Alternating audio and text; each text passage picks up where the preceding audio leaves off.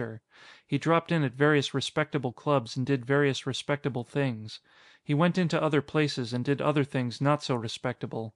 He gave certain orders to certain people and made certain odd arrangements. When everything had been set up to his satisfaction, he ate a leisurely dinner, topped it off with 2 glasses of Velascan wine, read the 10th edition of the Globe, and strolled out to the street again, looking every inch the impeccable gentleman. At 10 minutes of 11 he took a skycab to the fashionable apartment house where the Honourable John Senesin, son of the Prime Portfolio, made his home. The skycab deposited him on the roof at 2 minutes of 11. The android doorman opened the entrance for him, and he took the drop chute down to the 15th floor. At precisely 11 o'clock he was facing the announcer plate on John Senesin's door. Senesin opened the door. There was a queer look, half jubilant, half worried, on his face as he said, "Come in, my lord, come in. Care for a drink?" "Don't mind if I do, John. Brandy, if you have it." Young Senesin poured the brandy, speaking rapidly as he did. "I've made an appointment to get those tapes, my lord. I want you to go with me. If we can get them, we can break this whole fraud wide open. Wide open." He handed the colonel a crystal goblet half filled with the clear, red-brown liquid. "Sorry I left so hurriedly this morning, but if that Haywood character had said another word I'd have broken his nose for him." The colonel took the goblet and looked into its depths. "John, what do you expect these tapes to prove?" The young man's face darkened.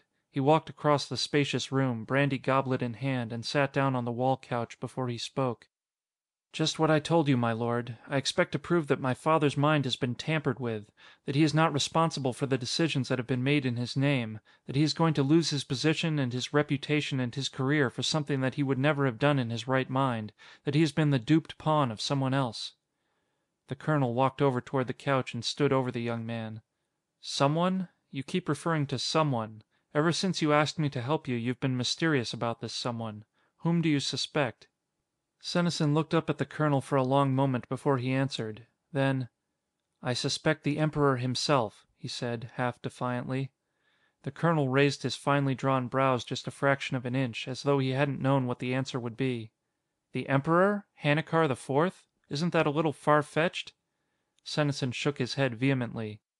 "Don't you see? Legally, the Emperor is powerless. The throne hasn't had any say-so in the government for over a century, except to sign state papers and such.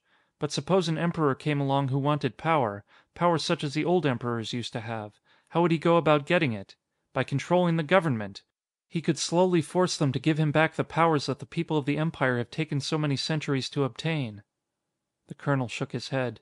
"Impossible. Not even the Emperor could control the votes of the whole file for that purpose. It simply couldn't be done." "Not that way, of course not," the young man said irritably. "But there is a way. It's been used before.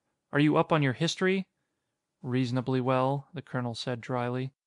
"How did Julius Caesar get dictatorial powers? And, after him, Augustus? Rome was threatened by war, and then actually engaged in it, and the patricians were glad to give power to a strong man." "That was in a state ruled by the few patricians," the colonel pointed out, "not in a democracy." "Very well, then, what about the United States during World War II? Look at the extraordinary powers granted to the president, first to stop a depression, then to win a war. What might have happened if he hadn't died? Would he have gone on to a fifth and a sixth term? How much more power could he have usurped from the hands of Congress?" The colonel wondered vaguely what history texts young Senesin had read, but he didn't ask. "All right," he said. "Now tie your examples up with His Majesty." "It's very simple. By controlling the mind of the Prime Portfolio, the Emperor can plunge the Empire into war with the Gehan Federation. Once that has been done, he can begin to ask for extraordinary powers from the File. If he has a few key men under his thumb, he can swing the majority of the File any way he wants to. Don't you see that?" The colonel said, "It does make a certain amount of sense." He paused, looking at the young man speculatively. "Tell me, son, why did you pick me to tell this tale to?" Senesin's sensitive face betrayed his anxiety. "Because you have been my father's best and oldest friend. If he's really being made a puppet of, I should think you'd want to help him. Do you like to see him being destroyed this way?" "No," said the colonel honestly. "And if he is actually being controlled illegally, if he is actually being blamed for things he did not do of his own free will, I'll do everything in my power to expose the plot. That I promise you." John Senesin's eyes lit up. His face broke into a smile. "I knew I could depend on you, my lord. I knew it." "Just how do you propose to go about this?" asked Colonel Lord Sorban. There was fire in young Senesin's eyes now. I'll turn the whole case over to the people. I have some evidence, of course, the queer changes in behavior that Dad has exhibited during the past few years, and such things as that. The things that made me suspect in the first place. But that isn't acceptable evidence." He finished his brandy and got up excitedly to walk over and pour himself another. He glanced at the colonel's goblet, but the colonel had 3/4 of his own drink left. Senesin talked as he poured. "Did you ever hear of a group called the Federalist Party?" "Yes," said Colonel Sorban. "They want to federalize the Empire and get rid of the Imperial family. Not a very popular group." "No, but they're right. They're right. Don't you see that? And nobody pays any attention to them." "Calm down, son. What have the Federalists got to do with this?" "They have sympathizers in the palace," Senesin explained. "They've been able to get proof that the Emperor is illegally tampering with the government, that he's been brainwashing my father, and they're going to turn that proof over to me." "I don't quite follow the reason for that," the colonel lied easily. "Why don't they use it for themselves?" "They can't. Nobody'd believe them. Everyone would think that the proof had been faked for political propaganda. On the other hand, if I do it, all I can be accused of is having a personal motive, and if a man wants to get his father out of a jam, most people will agree that I have a perfect right to do so. Besides, I have enough influence to get people to listen to me, to give the evidence a fair hearing. If the newsies got this stuff from the Federalists, they'd throw it away without looking at it. But they'll listen to me." "The newsies?" asked the colonel in a perfect imitation of mild astonishment. "You intend to turn this stuff over to news publishers?" "Certainly. That's the only way. Put the evidence before the people and they'll see what they're up against. I personally don't care whether we have an emperor or not, but at least we can force Hannikar IV to abdicate in favor of Crown Prince Jaime." "I see." The colonel took another sip at his brandy and appeared to think it over. Wisely, young Senesin said nothing. "How are we to get this evidence?" the colonel asked at last. "We're to meet a man," Senesin said with an air of melodrama. "We will get a call at 15 of 12 telling us where to meet him. We have to be there at midnight." "Oh, brother," thought the colonel. "They really picked their man.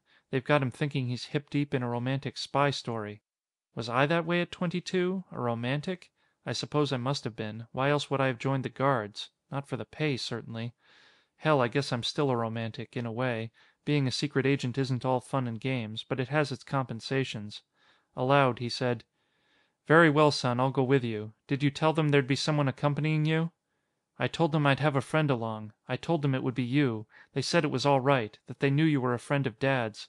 They even knew you've been a little bitter at being retired from the guards so young." He looked embarrassed. "Pardon me, my lord." "That's all right," said the colonel steadily. He managed to give the appearance of a man who was doing his best not to look bitter. "You aren't carrying a gun, are you?" Senesin asked suddenly. "They said we weren't to be armed. They'll probably search us." "I haven't been in the habit of carrying a gun lately," said the colonel. "They won't find anything on me." He finished his brandy while Senesin finished his second one. While the younger man refilled both goblets, the colonel asked permission to use the bathroom. He was gone less than 3 minutes, which he had spent with thumb and middle finger to larynx and mastoid bone. At 11:45 promptly, the phone chimed. No face appeared on the screen when young Senesin answered it, but a voice gave an address on Kalia Road. 3 minutes later, the two men were on the roof, signaling for a skycab. At 10 o'clock the next morning, a panel slid aside in a wall that had previously seemed solid. Colonel Lord Barrick Sorban stepped into the room, thinking as he did so that he really was a romantic. He actually rather enjoyed the idea of using secret passages and hidden panels to gain access to the Emperor's private apartments in the Imperial Palace. He gave a gentle nod to the man in the blue lounging robe who sat in a big easy chair just across the room. "Good morning, sire." "Morning, Colonel," said His Imperial Majesty, Hannikar IV. "How are things shaping up?" The colonel chuckled. "Not a single one of the newsies printed a word of it, sire." These men were close friends, and had been for years, yet they clung to the formal titles, both from habit and for self-protection. The accidental use of a first name could mean a dead giveaway at the wrong time. The Emperor was a smaller man than Colonel Sorban, but he was far more impressive. While the colonel seemed rather mild, the Emperor looked, well, imperial.